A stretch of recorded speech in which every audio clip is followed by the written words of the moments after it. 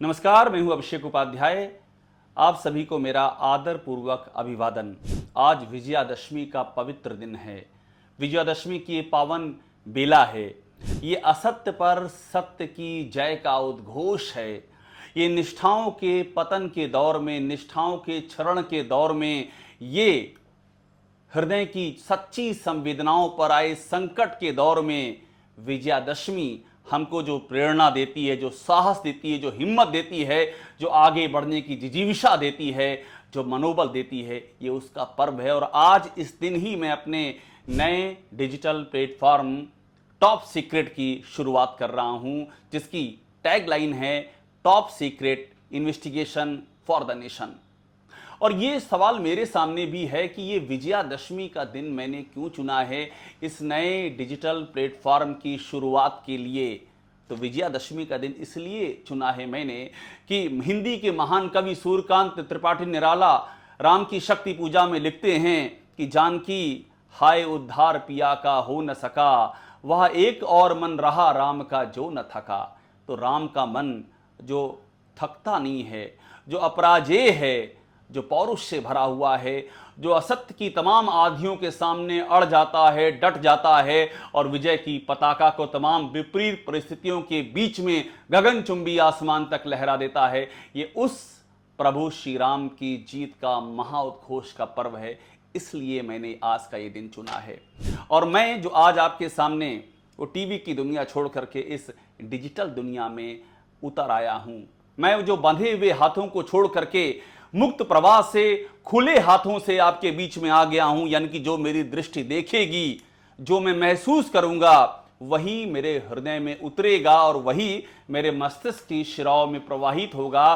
दुष्यंत कुमार कह गए हैं, मैं जिसे ओढ़ता बिछाता हूं वो गजल आपको सुनाता हूं। तो जो महसूस करूंगा, जो देखूंगा, अब उसे कोई रोकने वाला नहीं रहेगा, वो आपके सामने आएगी। और ये रोकने वाली ताकतें कहां से आती हैं? ये हमारे ही बीच से आती हैं। मैं जो खुद अपने आप में एक खबर का किस्सा रहा हूं, मैं खबर नवीस हूं। पिछले 22 सालों से मैं खबरें करता आ रहा हूं, अलग अलग चैनलों में, देश में, दुनिया में, देश के तमाम हिस्सों में गया हूं। मैं आर्मीनिया अजरबैजान का वार कवर किया है, सीरिया के सबसे कठिन खतरनाक दौर में वहां से रिपोर्टिंग की है, इजराइल हमास का वार, इजराइल और फिलिस्तीन दोनों जगहों से कवर किया है। इन तमाम जगहों पर जाकर के, और ख़ास तौर पर वो यूक्रेन का वार जहां जाने वाला पहला भारतीय पत्रकार था मैं, उस बैटल जोन से लौट करके, और मुझे अभी भी ये लगता है कि अभी भी बहुत कुछ ऐसा है जो इन बंधे हाथों से नहीं हो सकता है और उसके लिए हाथों का खुलना बहुत ज़रूरी है। तो हम इस टॉप सीक्रेट पर इसलिए आए हैं, और मैंने आपसे जैसा पहले कहा कि मैं खुद इन दिनों एक खबर बन चुका हूं। वो खबर जो मेरे इर्द गिर्द घूम रही है और जिसकी वजह एक एफआईआर है जो मुझ पर शासन के हाथों से लिखी गई है। और वो एफआईआर एक स्टोरी करने पर लिखी गई है। और वो स्टोरी भी क्या है? वो फैक्ट की स्टोरी है। वो स्टोरी इस बात की कि जब समाजवादी पार्टी के मुखिया अखिलेश यादव जब मुख्यमंत्री थे, तो उस समय यादव राज पे हमने जम करके चर्चा की। तो योगी आदित्यनाथ के दौर में ठाकुर राज पर चर्चा क्यों नहीं कर सकते हैं? बस इतना सा तो सवाल है। और ये सवाल ऐसा भी नहीं है कि ओपिनियन हम दे रहे हैं। ये हमारी जो टैग लाइन है, इन्वेस्टिगेशन फॉर द नेशन, हम यहां पर सिर्फ विचार देने के लिए नहीं आए हैं, हम तथ्य देंगे। मैंने बाकायदा एक लिस्ट रखी थी सामने, और वो लिस्ट यूपी के तमाम प्रभावशाली महकमे की थी। उसमें सीएम सेक्रेटेरिएट भी शामिल था, उसमें जो तमाम ताकतवर प्रमुख सचिव हैं वो शामिल थे, उसमें पुलिस के आला अधिकारी शामिल थे, उसमें जिलों के जो डीएम हैं, एसएसपी हैं, वो शामिल थे, और उसमें तमाम बोर्डों के, तमाम आयोगों के चेयरमैन शामिल थे। और मैंने उनके नाम दिए थे और मैंने कहा था ये ठाकुर राज या सिंह राज है, जो सिंह हैं। और मैंने ये लिखा था कि ऐसा नहीं है कि सारे के सारे सिंह ठाकुर ही हैं, लेकिन अधिकतम ठाकुर हैं, और जो नहीं भी हैं, ऐसी मनोवृत्ति पैदा हो गई है इस योगी सरकार के राज, जिसकी चर्चा हो रही है कि उनको भी इसका लाभ मिल जा रहा है। ये एक विमर्श का हिस्सा है और ये सवाल उठेगा और हम सबको उठाना ही पड़ेगा, क्योंकि हमने उठाया है। मैं अभिषेक उपाध्याय, मैं आपको अपनी कहानी बताता हूं। मैंने साल 2007 में बहन मायावती यूपी की मुख्यमंत्री हुआ करती थी, लखनऊ का हर एक पत्रकार जानता है। मैं उस समय एक टीवी चैनल में काम करता था। उस टीवी चैनल का नाम IBN7 नेटवर्क 18 का चैनल, जिसका नाम अब न्यूज़ 18 हो गया है।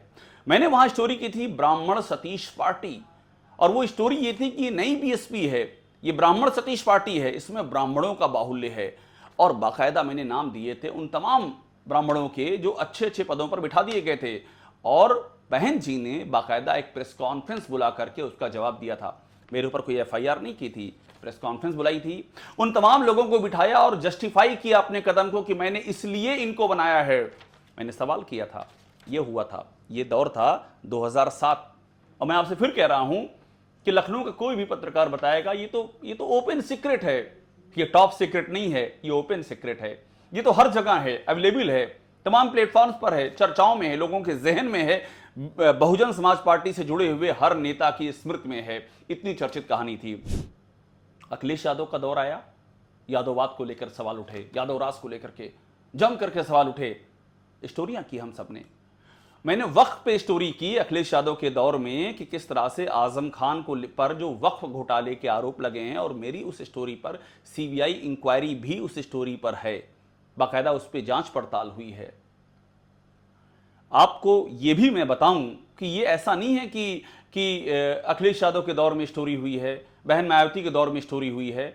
मैंने इस समय जो रक्षा मंत्री हैं राजनाथ सिंह, साल 2007 था, और मैंने यूपी में स्टोरी की थी बीजेपी की जहरीली CD। और वो स्टोरी ये थी कि बीजेपी की ने 2007 के चुनाव के समय में एक CD निकाली थी, जिस CD में मुसलमानों के बारे में बहुत सारी ऐसी बातें थीं जिन पर आपत्ति होनी चाहिए थी, और वो स्टोरी मैंने ब्रेक की थी। और उस स्टोरी पर उसी लखनऊ की हजरतगंज कोतवाली में, जहां आज मेरे ऊपर FIR दर्ज हुई, एक नहीं बल्कि 2, उसी स्टोरी पर आज के जो रक्षा मंत्री राजनाथ सिंह, उन पर FIR दर्ज हुई थी। मैं उस स्टोरी में, चूंकि मेरी स्टोरी थी, लखनऊ पुलिस ने मुझे सरकारी गवाह बनाया था। पहली जो नाम था जो FIR दर्ज हुई थी रक्षा मंत्री राजनाथ सिंह का, दूसरा नाम था स्वर्गीय लालजी टंडन का, वो अब नहीं है। ये सारे नाम थे। और बीजेपी की मान्यता रद्द करने के लिए उस समय 2007 में केस चला था चुनाव आयोग में, सिंबल्स ऑर्डर के पैरा 16A के तहत, और वो केस था बीजेपी की मान्यता को रद्द करने का।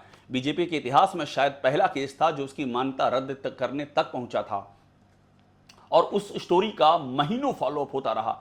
आप कहीं भी आप गूगल पे चेक करके देख लीजिए, आप किसी से पता कर लीजिए, वो स्टोरी, चूंकि मैं सरकारी गवाह, लखनऊ पुलिस की चार्जशीट में बतौर गवाह मेरा नाम, मुझसे बाकायदा स्टोरी को लेकर पूछताछ हुई, मुझसे गवाही ली गई, मैंने बताया कि स्टोरी किस तरह से मैंने की थी और क्या क्या उसके फैक्ट थे, और उसी फैक्ट पर राजनाथ सिंह के खिलाफ FIR हुई। मगर वहां भी जो खबर कर रहा है उसके खिलाफ FIR नहीं हुई थी, जो मैसेंजर है उसको शूट करने की कोशिश नहीं हुई थी।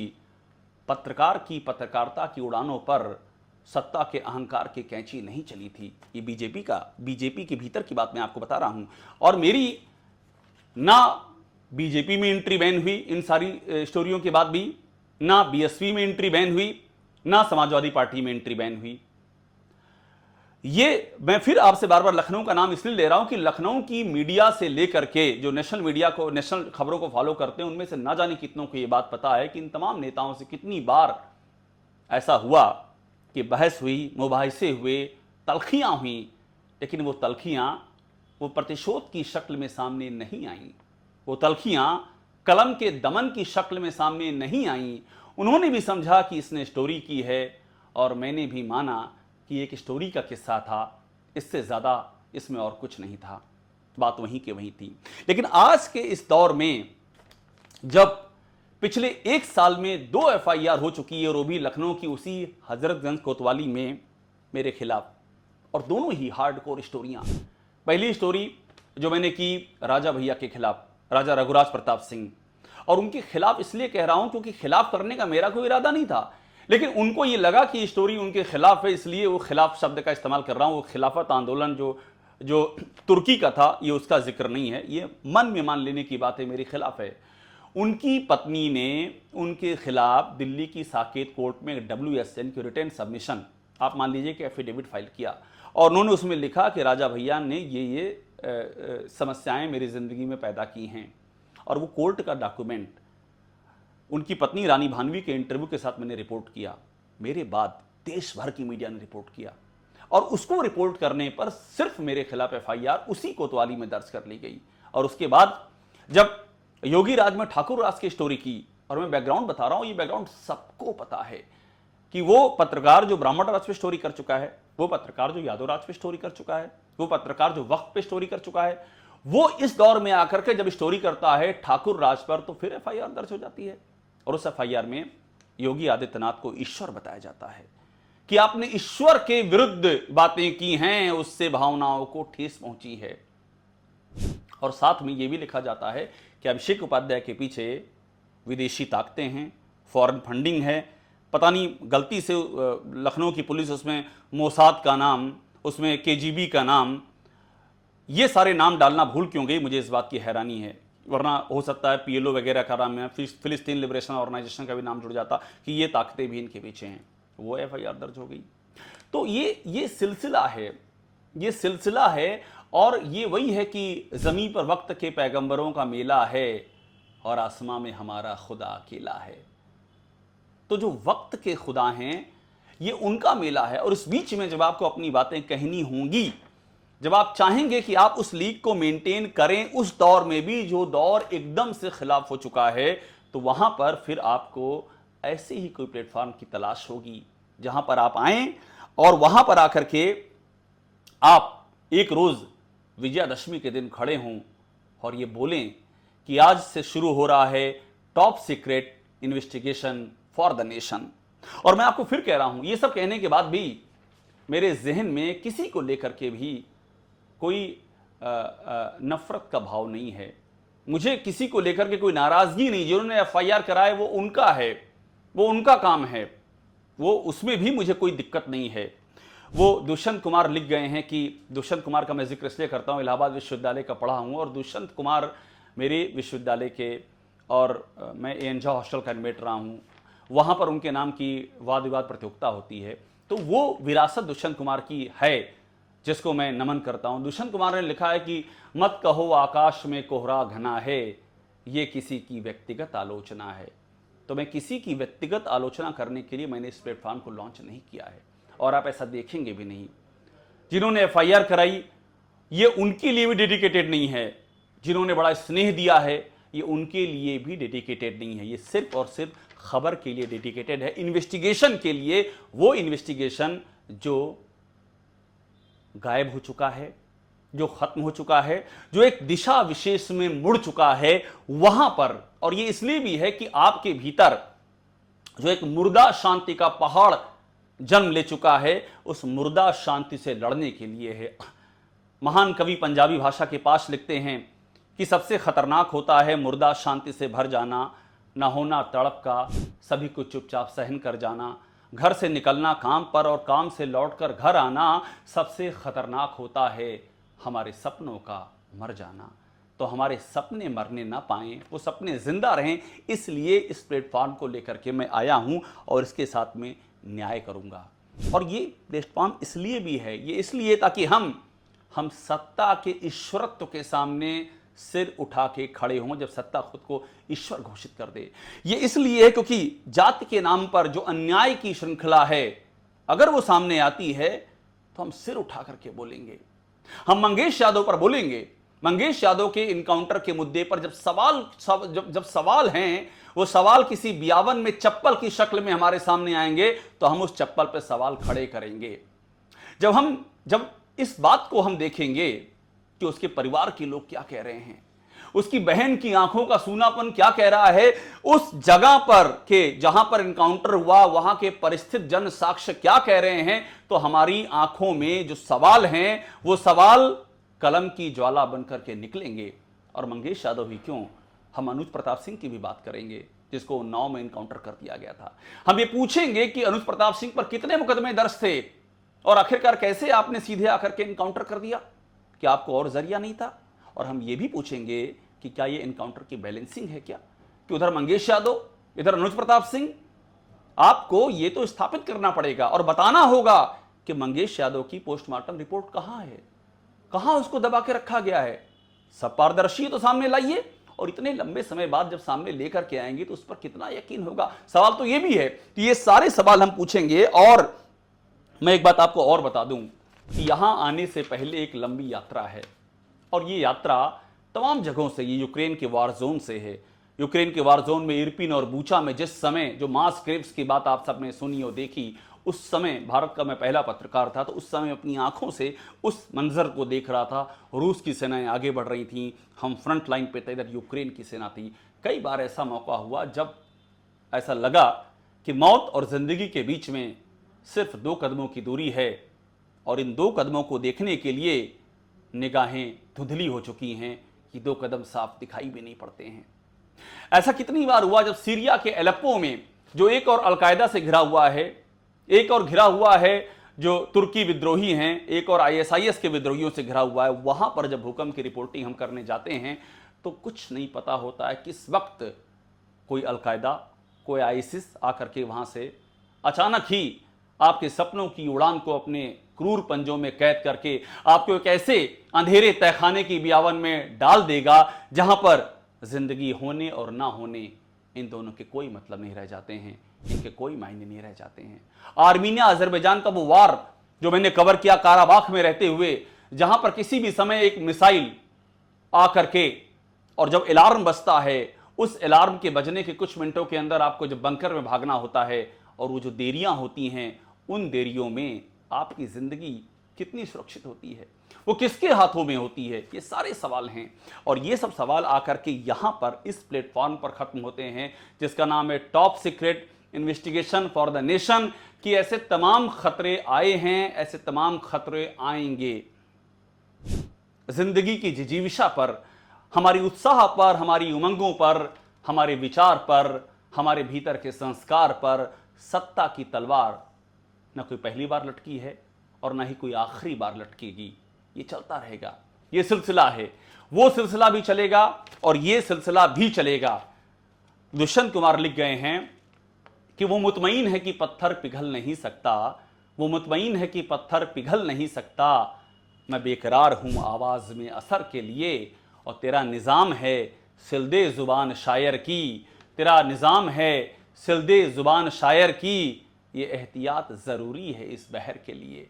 तो ये जो जज्बा है सच को सच कहने का, इन्वेस्टिगेशन करने का, सच्चाई को सामने लाने का, इसी जज्बे का ये दस्तावेज है top secret investigation for the nation. आज विजयादशमी के दिन से इसकी शुरुआत कर रहा हूं, और मैं आपसे फिर कह रहा हूं कि सिर्फ विचार ही नहीं होंगे, हार्डकोर खबरें होंगी, इन्वेस्टिगेशन होगा।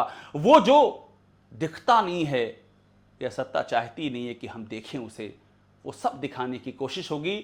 और शुरू किया था इस विजयादशमी के दिन पर निराला जी की वो कविता, वह एक और मन रहा राम का जो न थका, प्रभु श्री राम के उस मन को प्रेरणा मान करके अपनी बात समाप्त कर रहा हूं, जो कभी थकता नहीं है, जो कभी झुकता नहीं है, जो कभी हार नहीं मानता है, जो अपराजेय है, वो जो अविजित है, जो अपने जीवन की तमाम महत्वाकांक्षाओं को एक उद्देश्य की दिशा में प्रवाहित करता है, समाहित करता है। साथ जुड़े रहिए, टॉप सीक्रेट को सब्सक्राइब कीजिए, और उम्मीद रहेगी, कोशिश रहेगी कि आपकी उम्मीदों की बगिया सदा आबाद रहे, इसकी सदैव कोशिश रहेगी। धन्यवाद।